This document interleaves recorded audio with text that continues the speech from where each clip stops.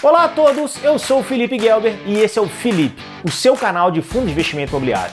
Nos fatos dos FIIs desta semana, nós vamos comentar sobre a inflação, que segue subindo, vamos comentar sobre um FOF emitindo abaixo do VP, aí tá de sacanagem, né? Vamos comentar ainda sobre o título do maior fundo de tijolo da Bolsa trocando de mãos, vai ter puxão de orelha no Veritá e ainda um FII de logística com imóvel muito bem localizado, pagando 0,77 ao mês. Fica aí!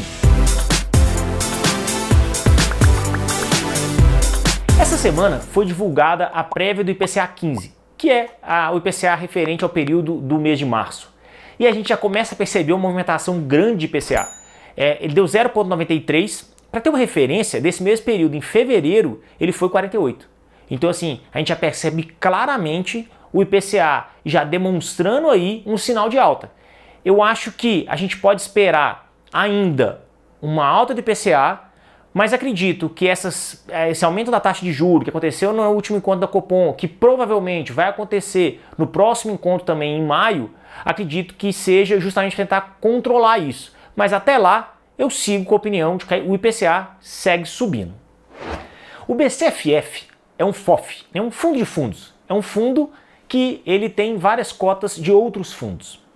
E aí, o que me chamou a atenção foi que o BCFF vai fazer uma nova emissão e ele emitiu abaixo do valor patrimonial. Não é isso mesmo que você escutou, abaixo do valor patrimonial. Vamos lá, o que é o valor patrimonial de um FOF? O valor patrimonial de um FOF é fácil de calcular, porque o patrimônio do FOF é composto de cotas de outros fundos, então eu sei o valor de mercado de todos os fundos. Então é uma matemática básica. Eu faço isso e identifico o valor patrimonial daquele cara. Então não tem muito o que discutir no valor patrimonial de um FOF. É diferente, por exemplo, do valor patrimonial de um fundo de tijolo, porque aí eu tenho que avaliar o imóvel. Ah, foi alguém que fez uma consultoria externa que fez a avaliação desse imóvel. Aí tudo bem, eu posso falar que existe uma variação, eu posso falar que isso foi avaliado há muito tempo, não é o valor de hoje, mas num FOF, gente, o valor patrimonial é uma forma matemática, eu calculei e acabou. Agora, o que faz um gestor emitir abaixo do valor patrimonial? Quer dizer, é como se eu estivesse vendendo um fundo que eu sei claramente quanto vale a cota dele e estou vendendo mais barato. Assim, de duas umas, ou é inocência ou é má fé do gestor. E aí é o que você achar que é. Vamos lá. Se eu tenho, por exemplo, um FII de tijolo que tem uma obrigação a cumprir, tem que honrar uma dívida, uma parcela de um imóvel que ele precisa quitar, aí ele vai fazer uma emissão no VP abaixo do VP, tá certo, é necessidade. Ele precisava do dinheiro para pagar. Então, razoável, é aceitável. Um FII de tijolo, quando emite abaixo do VP, tem uma outra opção que é o seguinte: pode ser que o gestor está com um negócio muito bom na mão com um cap rate alto, e aí ele emite abaixo do VP para captar mais dinheiro, só que ele tira a diferença nesse novo negócio com cap rate alto. Então também é possível. Agora, um FOF emitir abaixo do VP, eu estou ainda procurando uma explicação. No final do ano passado, um fundo de logística, um fundo pequeno, chamado PLOG 11, ele fez uma emissão para poder, e o alvo dele era comprar um imóvel que fica no Parque Logístico de Pernambuco. É um imóvel que fica ali a 11 quilômetros do Porto de Suape. Então, assim, normalmente, imóveis logísticos perto de um porto, e aliás, numa distância pequena igual essa, são bons negócios. E aí, quando dessa emissão, eles fizeram, e no fim das contas, quando o resultado dessa emissão só conseguiu captar metade do dinheiro que eles precisavam. E aí, o que eles fizeram? Com esse dinheiro, então, que eles captaram com a emissão, eles compraram 50% desse imóvel. E aí, fazendo as contas mais ou menos, o que acontece? O fundo hoje tem 50% de um imóvel muito bom, muito bem localizado, que tem ali 3 inquilinos, mas que vai estar pagando 0,77 ao mês. Um fundo de logística com um imóvel muito bom, pagando 0,77, realmente é um fundo que merece ser olhado. Agora, aqui cabe alguns detalhes. Primeiro, é um fundo pequeno. Então, para esse fundo crescer, ele vai precisar emitir. Cada emissão que ele faz, como ele é muito pequeno, tem uma chance grande de diluir, né? Então tem que ficar atento nesse aspecto. O segundo é que existe o risco inerente de ser um ativo com um imóvel só e com 3 inquilinos. Então, é natural que um imóvel com um risco maior pague um rendimento maior. Então aí, cabe para você balancear para entender se um fundo com esse grau de risco, mesmo o imóvel sendo muito bom, porém poucos inquilinos, compensa na sua carteira ou não. Agora, a parte interessante é que essa outra metade desse empreendimento lá em Pernambuco foi comprada pelo VILG. E o VILG comprou 50%, pagando mais ou menos aí 1.900 o metro, que aliás é um preço muito bom. Então o VILG pagou muito bem por um imóvel muito bom e no caso do VILG acaba compondo a carteira, então dilui um pouco. Você não tem o risco, tanto o risco do PELOG, mas você também não tem um rendimento tão alto quanto o PELOG. E aí, quem quiser mais agressivo, vai de PELOG. Quem quiser um pouco mais conservador, vai de VILG, que você vai ser dono desse mesmo galpão. Agora nós vamos falar do cachorro louco dos FIIs, né? Que é o TORD. O TORD TORD11 é um FII que ele é muito agressivo, né? Ele tem umas particularidades bem estranhas assim. Eles compraram um FII da CTPS, do Capitânia, que foi o seguinte, o CTPS não queria aquela estratégia, tinha um FII. Quer dizer, o que você pensa? Eu não estou recebendo esse FII, está dando trabalho já, eu não quero ter que executar a garantia, pegar imóvel, não quero isso que não, vou vender para alguém. O TORD falou, opa, vai vender, eu quero. E aí o TORD foi lá e comprou. Né? Comprou com uma diferença de preço, e comprou por 65% do preço de face. E aí sempre que a gente vê um FII comprando de outro, né, eu acho que a gente tem essa dúvida, né? Quem que levou vantagem, quem que fez? Na verdade, olha só, a estratégia do gestor do CTPS foi, não quero me estressar com um FII que está dando muito problema de pagamento, não quero ter que fazer essa bagunça toda. Aí o TORD falou, opa, mas eu quero, se for pagar mais eu quero. E o TORD comprou. Só que aí o que o TORD fez? Foi lá, marcou esse FII na curva e falou, comprei um CRI de IPCA mais 30. E aí todo mundo pirou. Nossa, IPCA mais 30, IPCA mais 30, o TORD é muito doido, não sei o quê. Mas esqueceu de falar que está comprando uma carteira de FII, de CRI, que é muito estressada. Que, gente, não existe ninguém trouxa. O cara vendeu porque realmente ele não queria o desgaste de comprar. Então assim, não tenho nada contra a operação, acho que cada gestor aí tem sua cabeça, o gestor do CTPS não quis essa confusão, quis preservar isso e mandou, e o gestor do TORD falou, não, eu pego essa bronca aí e resolvo. E quis pegar para resolver. Mas eu acho que o TORD poderia ter deixado um pouco mais claro isso nos relatórios, porque não ficou claro que o TORD realmente comprou um CRI com 65% do preço de face, mas comprou uma bomba.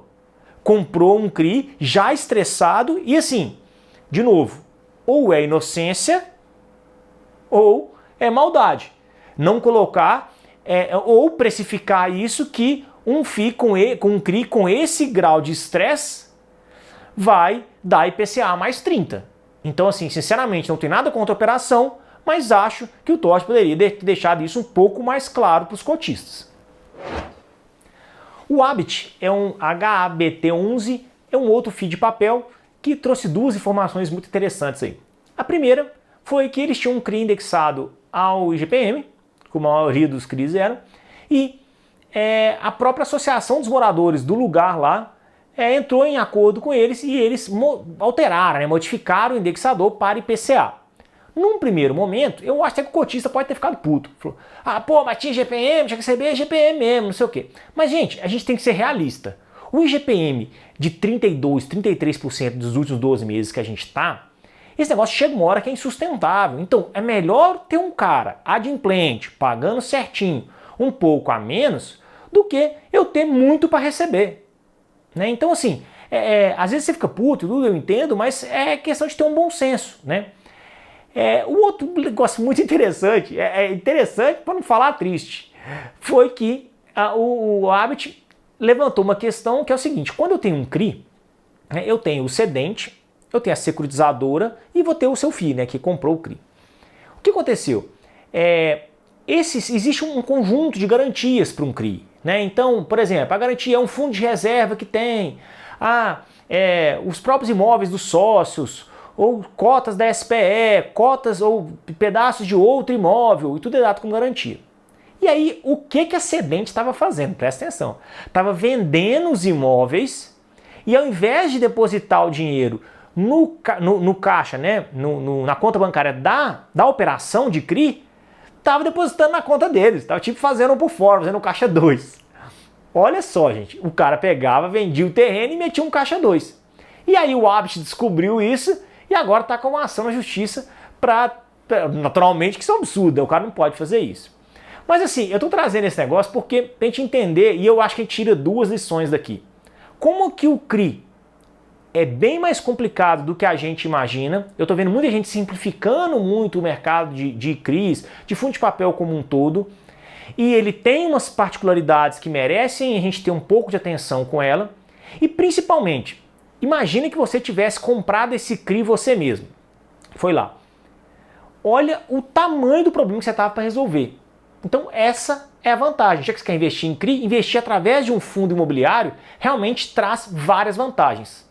Uma delas é essa, que é você tem alguém cuidando disso. Então é ruim, mas que bom que você tem uma equipe inteira para cuidar disso e não é você que está lá brigando com o cara. O MXRF11 é um fundo de papel que tem alguns CRIs lá.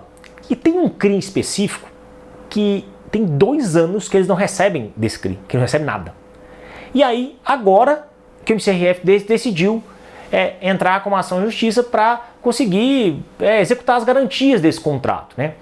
E aí, o que a gente tira desse modelo, né? Primeiro, cara, se o FII estava protelando isso, é porque dá muito trabalho. Imagina que se fosse fácil, eles tinham feito rápido. Segundo, o impacto não é tão grande porque se está há 2 anos sem receber, então é porque ninguém ligou, né? Porque senão alguém tinha dado grito antes. Então, certamente não é impacto. E o terceiro tá aí uma outra vantagem de investir em fundo imobiliário, né? Tem alguém para cuidar dessa parte chata, porque imagino que deve ser muito complicado. Você vai lá pedir as garantias do contrato do CRI para receber de volta um dinheiro que é seu. O HGLG está fazendo aí um processo de uma outra emissão, né? E aí tem alguns pontos interessantes, né? Essa emissão vai ser mais ou menos 170. E aí o preço de mercado agora está muito perto do preço da emissão, né? Se a gente considerar valor patrimonial do HGLG, a emissão está sendo acima do VP. Para mim, é uma emissão certinha, acima do VP, ali junto no valor de mercado, oscilando alguma coisa. O que eu vejo aí muito na internet o povo reclama de tudo, né? Reclama que é acima do VP, reclama que é abaixo do VP, reclama que é no VP. Então assim, eu, na minha opinião, acho a emissão muito boa. O que eu acho que está ficando muito legal no HGLG é que essa emissão está deixando o fundo gigantesco. Para ter uma ideia, se essa emissão captar tudo, eles vão ficar o maior FII de tijolo da Bolsa. Eles vão perder em patrimônio para o Canip, mas vai ser o maior de tijolo. Então pensa, um fundo deste tamanho, aí aqueles 5% que o fundo pode reter, né, que da legislação, que o fundo tem que distribuir 95%, mas pode reter 5%, esse 5% começa a ser dinheiro, ser dinheiro de verdade. Então, por exemplo, ele pode investir, fazer uma obra, não precisa fazer uma emissão para fazer obra, por exemplo. Dependendo do volume, ele consegue até fazer um desenvolvimento imobiliário com isso. O outro ponto é que num FII muito grande, ele consegue fazer um desenvolvimento. Desenvolvimento, então, é quando o FII constrói o imóvel. E o HGLG já começou com esse movimento de construção de desenvolvimento imobiliário. A grande sacada é que nesses desenvolvimentos imobiliários o cap rate é muito mais alto. O cap rate passa de 10% tranquilo, porque é uma operação que tem uma margem maior. E quem pode se dar o luxo de fazer desenvolvimento imobiliário é um fundo que é muito grande. Porque esse desenvolvimento imobiliário, enquanto ele está sendo construído, ele só gasta dinheiro. Ele só vai dar dinheiro quando ele está pronto. Quando o fundo é muito grande, ele pode tirar um pouquinho para fazer isso que não interfere na cotação. E aí, qual que é o resumo dessa história? O HGLG, para mim, está crescendo e crescendo bem, mostrando aí essa parte do desenvolvimento imobiliário que pode aumentar o cap rate, e aí, numa emissão acima do VP e conseguindo um cap rate mais alto, o resultado dessa história é todo mundo ganhando mais dinheiro. O Veritar VRTA11 é um FII de papel que eles fizeram uma emissão em agosto de 2020. E até hoje eles não alocaram nem metade do capital que eles levantaram em agosto. Gente, agosto de 2020. Vai fazer um ano dos caras com esse papel. Agora imagina, cara, Como é que o cara está sentado nesse dinheiro, e enquanto esse dinheiro não comprou o que o fundo tem que comprar, sei lá, CRI, o que ele vai fazer, ele está no CDI lá. Então assim, se fosse para eu deixar meu dinheiro render no CDI, eu punha direto no CDI. Eu não vou pagar para um cara, para um gestor, para a administração, para o gestor que está com dinheiro no CDI. Né? Então assim, agora o ponto principal não é nem esse, é porque eu acho uma puta sacanagem. Por quê?